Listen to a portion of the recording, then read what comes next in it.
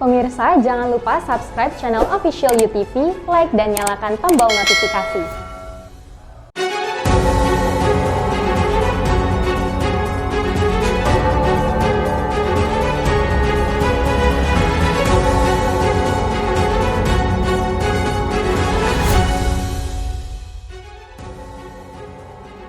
Sejak Januari hingga 25 Agustus 2021, pemerintah Provinsi Kepulauan Riau mencatat sebanyak 22.433 pekerja migran dari Malaysia pulang ke Indonesia melalui Tanjung Pinang dan Batam. Sebuah ledakan bom terjadi di luar Bandara Kabul pada Kamis 26 Agustus kemarin. Sedikitnya 13 tentara Amerika Serikat, 60 warga sipil Afghanistan, dan 28 anggota Taliban dinyatakan tewas dalam ledakan tersebut. Penunjukan suami Wali Kota Tanjung Pinang, Kepulauan Riau sebagai kuasa hukum Pemkot Tanjung Pinang disayangkan Ombudsman Kepri. Saat ini suami Wali Kota Tanjung Pinang, Agung Wiradharma, dipastikan tidak lagi menjabat sebagai kuasa hukum Pemkot Tanjung Pinang. Halo pemirsa, kita berjumpa dalam program U-News. Program ini memberikan informasi bermakna kepada Anda mengenai sejumlah peristiwa menarik di tanah air. Bersama saya, Fahrian Bahri, dan inilah U-News selengkapnya. Saudara, tim terpadu Kota Batam melanjutkan pembongkaran di Pasar Induk Jodoh, Batam, Kepulauan Riau. Pembongkaran sempat dikritik warga setempat, bahkan dinilai menjadi salah satu penyebab meninggalnya salah seorang warga. Pembongkaran Pasar Induk, Batam, Kepulauan Riau kembali dilanjutkan Kamis 26 Agustus. Pembongkaran sempat tertunda lantaran adanya kontra dari warga yang digusur dari gedung tua itu.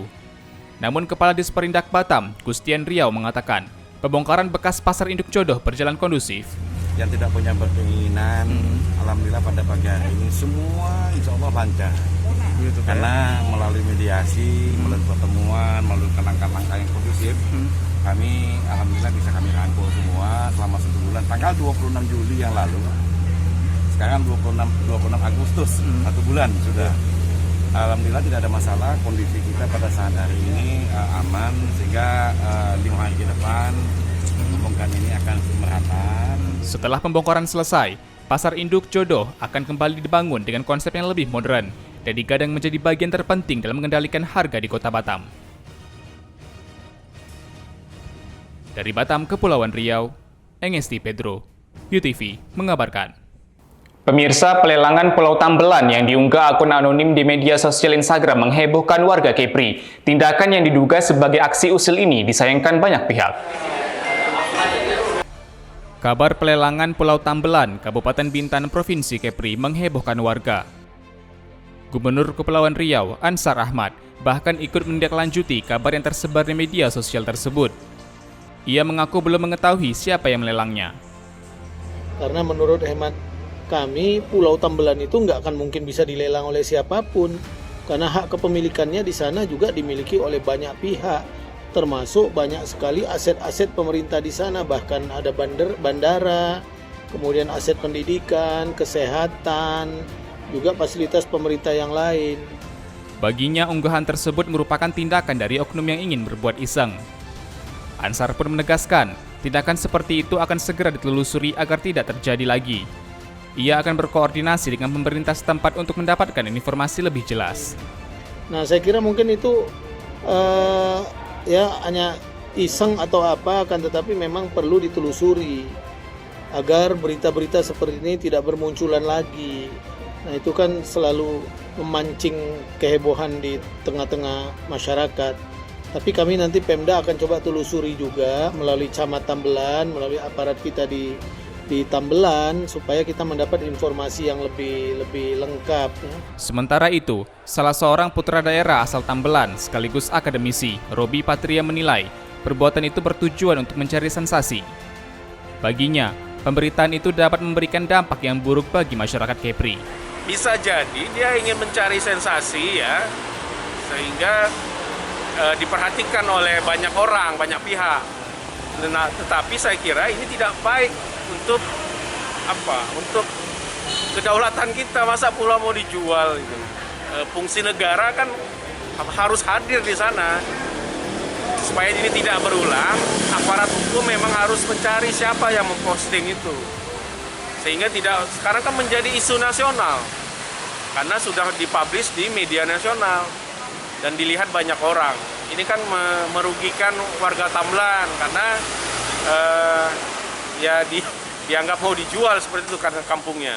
Robi menyebut, pulau yang penuh keindahan itu tidak mungkin dijual. Dari Tanjung Pinang, Kepulauan Riau, Muhammad Khairuddin, UTV mengabarkan. Pemirsa, sebuah ledakan bom terjadi di luar Bandara Kabul pada Kamis 26 Agustus kemarin. Sedikitnya 13 tentara Amerika Serikat, 60 warga sipil Afghanistan, dan 28 orang Taliban dinyatakan tewas dalam ledakan tersebut. Di tengah proses evakuasi warga asing dari Afghanistan, sebuah ledakan bom mengguncang luar Bandara Kabul Kamis 25 Agustus. Dilansir dari kantor berita Reuters, setidaknya 13 tentara Amerika Serikat tewas dalam insiden ledakan bom ini. Pejabat kesehatan di Kabul menyebut 60 warga sipil meninggal dunia, sedang Taliban menyatakan 28 anggotanya ikut tewas dalam ledakan tersebut. Salah seorang pejabat senior Taliban mendesak dunia internasional untuk tidak memperpanjang batas waktu evakuasi warganya dari Afghanistan hingga tanggal 31 Agustus. Kelompok militan yang menyebut dirinya ISIS Khorasan mengklaim bertanggung jawab atas ledakan tersebut. Selama ini, ISIS Khorasan dikenal sebagai kelompok militan yang sangat tangguh memerangi pasukan Amerika Serikat di wilayah Suriah dan Irak. Hingga saat ini, ribuan warga asing dan warga sipil Afghanistan masih memenuhi Bandara Kabul untuk proses evakuasi. Ledakan bom yang terjadi Kamis kemarin membuat suasana Bandara Kabul menjadi tidak aman.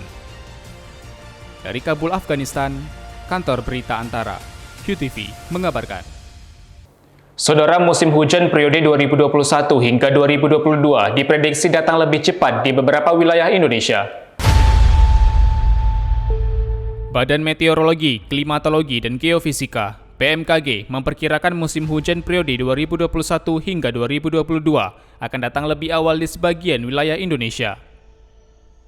Kepala BMKG, Dwi Korita Karnawati, dalam konferensi pers daring, Kamis 26 Agustus, mengimbau pemerintah daerah dan masyarakat untuk mewaspadai potensi bencana hidrometeorologi, utamanya untuk wilayah yang sering terjadi banjir, tanah longsor, hingga tanah bergerak.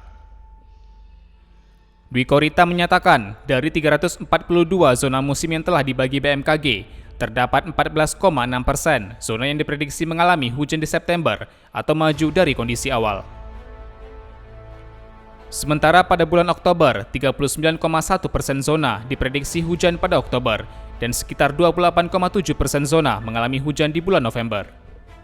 BMKG memperingatkan adanya potensi bencana hidrometeorologi yang dapat terjadi menyusul prediksi musim hujan yang akan datang lebih awal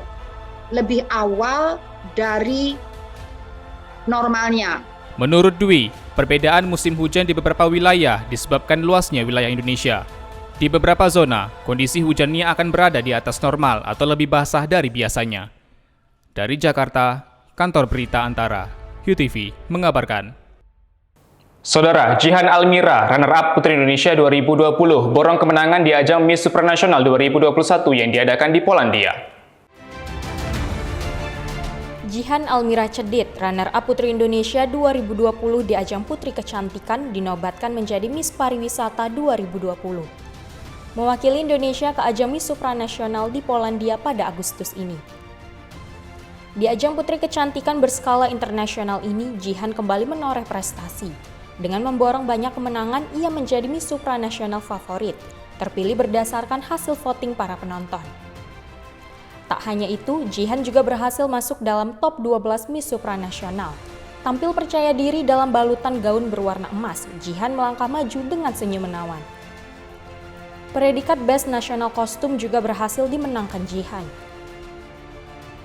Dengan mengenakan kostum nasional yang terinspirasi dari spesies kuda Equus caballus dari Pulau Sumba, ia tampil memukau dengan kostum yang bertabur 10.000 rhinestone berlian pada keseluruhan kostum.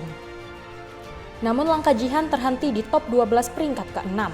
Meski begitu, penampilan Jihan patut diacungi jempol, sehingga ia dinobatkan menjadi Miss Supranasional 2021 Asia. Yali Andini, UTV mengabarkan. Pemirsa, sejak Januari hingga 25 Agustus 2021, pemerintah Provinsi Kepulauan Riau mencatat sebanyak 22.433 pekerja migran dari Malaysia pulang ke Indonesia melalui Tanjung Pinang dan Batam. Dari ribuan PMI yang masuk ke Kepri ini, sebanyak 1.560 diantaranya dinyatakan positif COVID-19. Sejak Januari hingga 25 Agustus 2021, Pemprov Kepulauan Riau mencatat 22.433 pekerja migran Indonesia dari Malaysia dipulangkan ke Indonesia melalui Kepri. Sekretaris Daerah Provinsi Kepri, Lamidi, mengatakan ribuan pekerja migran Indonesia ini masuk melalui sejumlah jalur yang sudah disiapkan oleh Badan Perlindungan Pekerja Migran Indonesia. Dari ribuan pekerja ini, 1.560 diantaranya dinyatakan positif COVID-19. Di karantina, mereka dipisahkan mana yang positif, tempatnya berbeda, yang negatif, tempatnya berbeda. Setelah 5 hari mereka dicek kembali. Setelah dicek, yang negatif pulang ke daerah masing-masing. Yang masih positif ya kita tangani dengan baik sampai dia sembuh. Setelah dinyatakan sehat, Pemprov Kepri pun menyediakan transportasi untuk para PMI kembali ke kampung halaman. Lamidi menambahkan, meskipun tidak dalam jumlah besar, setiap harinya terdapat kepulangan PMI dari Malaysia melalui Provinsi Kepri. Pihaknya pun memperketat jalur keluar masuk para PMI agar tidak adanya keberangkatan secara ilegal. Diperketat, karena kenapa diperketat? Pertama juga di Malaysia kan sekarang lapangan pekerjaan berkurang. Yang kedua supaya penanganan kadang-kadang kan agar penanganan kita lebih baik, kita memberikan mereka di sini harus diberi pelatihan dulu sebelum berangkat. Kalau kita legal kan diberi pelatihan, mereka memiliki keterampilan, berangkat dia punya sertifikat keterampilan legal. Kalau dia ilegal kan ini keterampilan apa kan tak jelas. Dari Tanjung Pinang, Kepulauan Riau, Muhammad Khairuddin, UTV mengabarkan. Saudara, penunjukan suami Wali Kota Tanjung Pinang, Kepulauan Riau sebagai kuasa hukum Pemkot Tanjung Pinang disayangkan Ombudsman Kepri. Saat ini suami Wali Kota Tanjung Pinang, Agung Wiradharma, dipastikan tidak lagi menjabat sebagai kuasa hukum Pemkot Tanjung Pinang. Suami dari Wali Kota Tanjung Pinang, Rahma, dipastikan tidak lagi menjabat sebagai kuasa hukum pemerintah Kota Tanjung Pinang sejak akhir 2020 lalu. Kejelasan mengenai suami Wali Kota Tanjung Pinang, Agung Wiradharma, ditegaskan oleh Kepala Perwakilan Ombudsman Kepulauan Riau, Lagat Paroha Patar Siadari. Lagat telah melakukan konfirmasi dan klarifikasi kepada Kabiro Hukum Pemprov Kepri dan Kabak Hukum Pemkot Tanjung Pinang. Menurutnya, penunjukan suami dari Wali Kota menjadi kuasa hukum dari pemerintahan yang dipimpin oleh istrinya sendiri dinilai Lagat tidak etis. Ya, kita menyesalkan itulah kenapa walaupun sudah nggak berlaku tahun ini, tapi kita menyayangkan itulah, ya kan, kok bisa ada SK kompleksitas sangat tinggi kan gitu kan. Tapi tahun ini tidak lagi SK itu, sudah kita pastikan, tolong kita bilang kepada kabak hukumnya Pemkot Tanjung Pinang, jangan pernah lagi keluar SK yang demikian. Ya, saya kira tidak etis lah. Jika suami Wali Kota Tanjung Pinang, Rahma, berlaku sebagai kuasa hukum pribadinya, maka kondisi itu tidak akan menuai persoalan dan tidak ada etika yang dilanggar.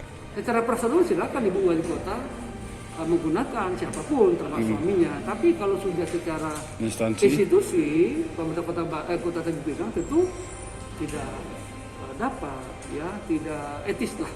Lagat juga memastikan telah mengkonfirmasi di tahun 2021 ini tidak ada perpanjangan SK untuk pengangkatan kuasa hukum Pemkot Tanjung Pinang.